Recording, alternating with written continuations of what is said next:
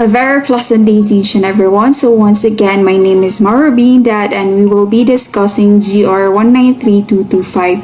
So as you can see in the screen right now is our table of contents to be tackled during this presentation. So let's start. So the topic is all about parental authority and custody of children who may exercise. So the doctrine is the Supreme Court affirms the Court of Appeals order to remand the case for the Regional Trial Court to resolve the question of custody.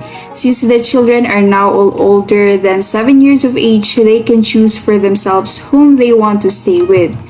So, the antecedent facts of this case are the following. So, BBB and AAA allege that they started to date seriously only in 1996. So, AAA was then a medical student and was raising her first child born from a previous relationship named CCC, a boy.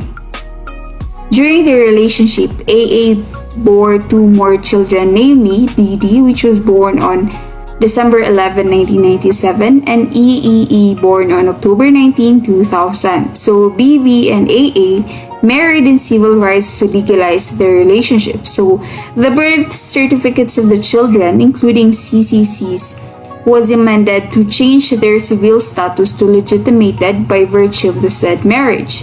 So later on, the relationship turned sour and they decided to live separately. So citing economic and psychological abuse, AAA filed an application for the issuance of a temporary protection order or TPO with a request to make the same permanent after due hearing. The Regional Trial Court issued a TPO. The TPO was thereafter made permanent by virtue of a decision of the RTC dated August 14, 2007. So, for the continuation, BBB appealed before the Court of Appeals.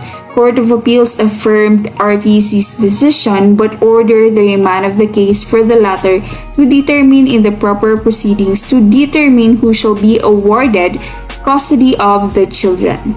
The Court of Appeals found that under the provisions of RA 9262, BBB had subjected AAA and their children to psychological, emotional, economic abuses. BBB displayed acts of marital infidelity which exposed AAA to public ridicule, causing her emotional and psychological distress.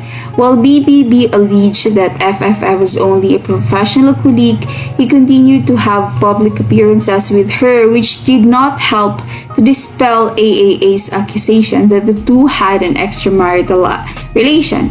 BBB filed a manifestation and motion to render judgment based on a MOA alleging that he and AAA had entered into a compromise regarding the custody, exercise of parental authority over and support of DD, DNA, and EEE, that BBB shall have the custody over both children.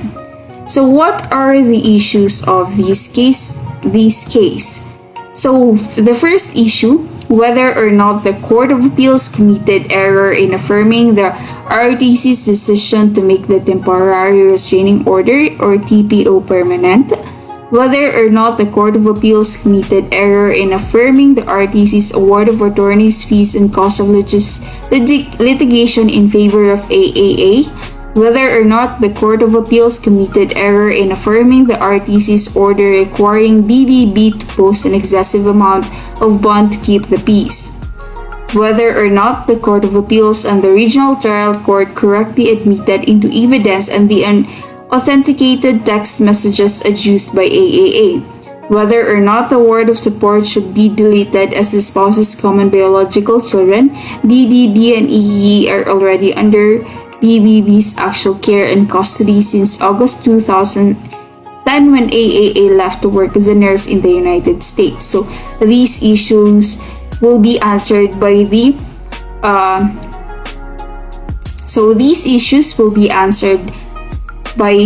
Mr. Emerson Laptuan. The rulings of these case will be discussed to you by my partner, Mr. Emerson Lakbuan. Sir? Thank you, Miss Marwa. and my topic is all about the ruling of which parental authority and custody of children and who may exercise. Under GR number 193225, February 9, dated February 9, 2015. BBB as a petitioner versus AAA as a respondent.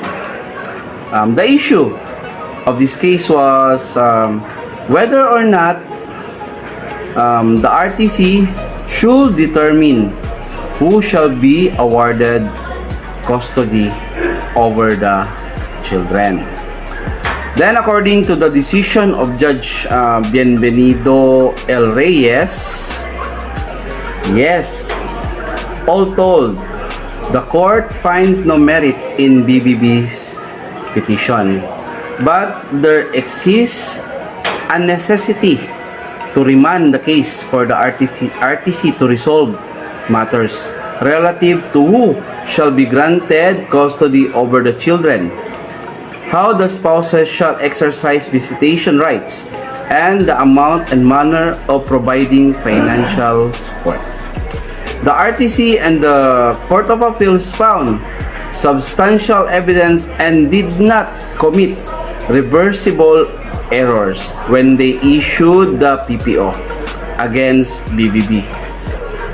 Events which took place after the issuance of the PPO do not erase the fact that psychological, emotional, and economic abuses were committed by BBB against AAA. Hence, BBB claimed that he now has actual sole care of DDD and EE, does not necessarily call for this court's revocation of the PPO and the award to him of custody over the children. This court thus affirms that Court of Appeals order to remand the case for the RTC to resolve the question of custody.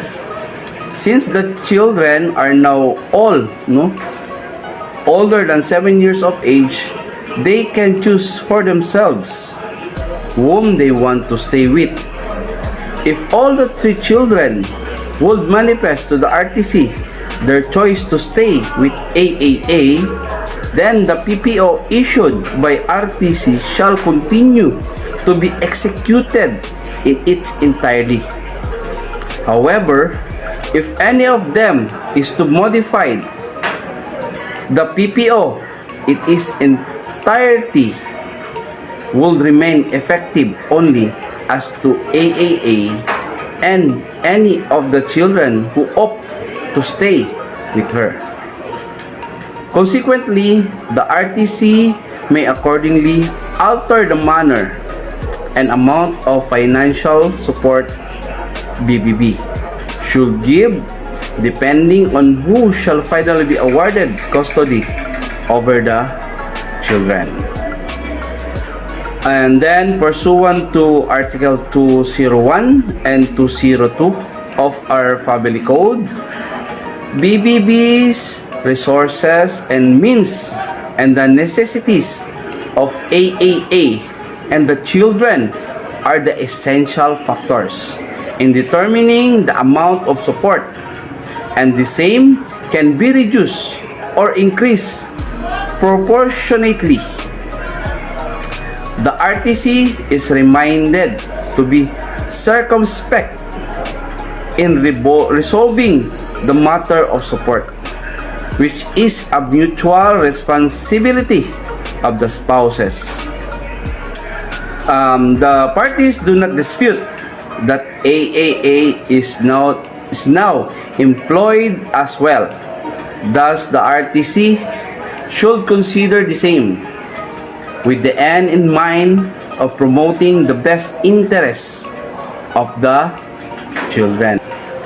The reply and manifestation dated November 10, 2014 and December 4, 2014 respectively are noted.